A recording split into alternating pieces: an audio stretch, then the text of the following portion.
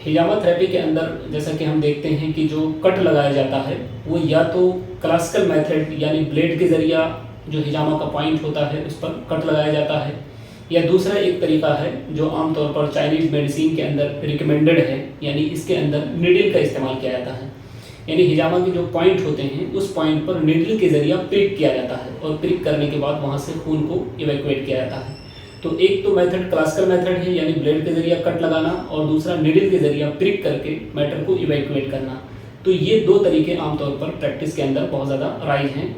और अक्सर लोगों के ज़रिया ये सवाल रहता है कि इन दोनों तरीकों में से हिजामा के लिए कौन सा तरीका ज़्यादा बेनिफिशियल है या कौन सा तरीका ज़्यादा इफेक्टिव है।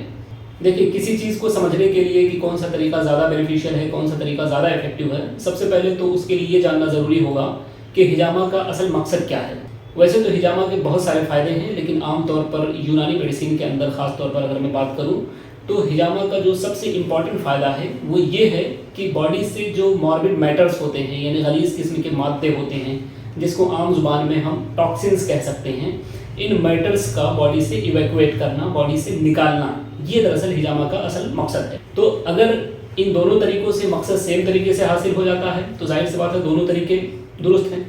लेकिन अगर इनमें से किसी तरीके से ये मकसद कम हासिल होता है और किसी दूसरे तरीके से ये मकसद ज़्यादा हासिल होता है तो उस तरीके को अडॉप्ट करना चाहिए जिससे ये मकसद बेहतर तरीके से हासिल हो जाए। तो अगर हम प्रिकिंग की बात करें यानी नीडल के ज़रिए प्रिक करके हिजामा करना,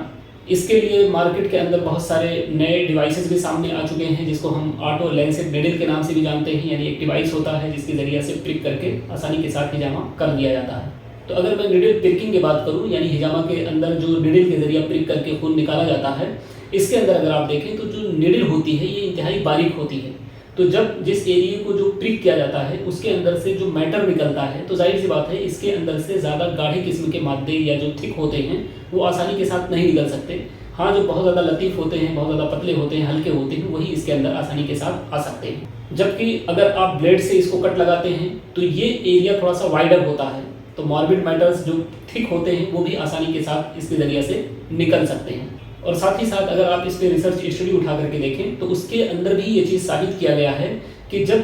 प्रिक के ज़रिए हिजामा किया जाता है यानी नीडल का इस्तेमाल करते हुए तो ऐसी सूरत में उसके अंदर जो टॉक्सिन्स होते हैं वो ज़्यादा क्वांटिटी में नहीं पाए जाते हैं। यानी जो स्मॉलेस्ट पार्टिकल के या बहुत छोटे छोटे पार्टिकल जो होते हैं टॉक्सिन्स के वो तो इसके ज़रिए से निकल आते हैं, लेकिन जिनका साइज थोड़ा ज़्यादा होता है तो वो इस रास्ते से आसानी के साथ नहीं निकल पाते हैं। जबकि इसके मुकाबले में अगर ब्लेड के ज़रिए कट करके जो हिजामा किया गया उसके अंदर जब उसकी एनालिसिस की गई तो उसके अंदर ये देखा गया कि जो माइक्रो साइज के जो पार्टिकल्स थे यानी टॉक्सिन्स थे वो भी इसके अंदर ज़्यादा क्वांटिटी में पाए गए। यानी जो छोटे पार्टिकल्स जो थे टॉक्सिन्स के वो तो निकले ही, और साथ ही साथ जो माइक्रो पार्टिकल्स थे जो बड़े साइज के टॉक्सिन थे वो भी इसके अंदर से आसानी के साथ निकल गए। तो इस तरीके से अगर देखा जाए कि इफेक्ट के वाइज या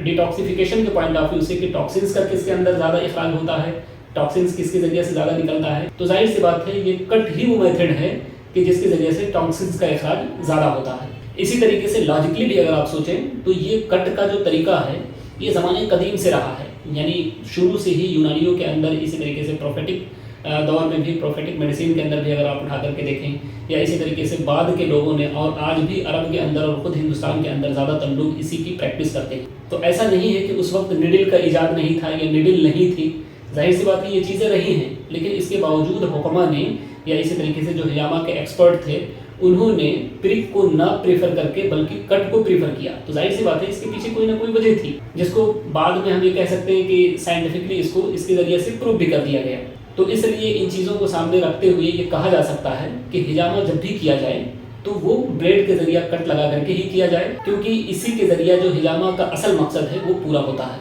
अच्छा, इसमें कुछ लोग ये कहते हैं कि चूँकि ये एडवांसमेंट है तो एडवांसमेंट को एक्सेप्ट करना चाहिए। बिलाशुबहा इसका कोई इनकार नहीं किया जा सकता, एडवांसमेंट को एक्सेप्ट करना चाहिए, लेकिन ये एडवांसमेंट उसी वक्त तक ही एक्सेप्टेबल हो सकते हैं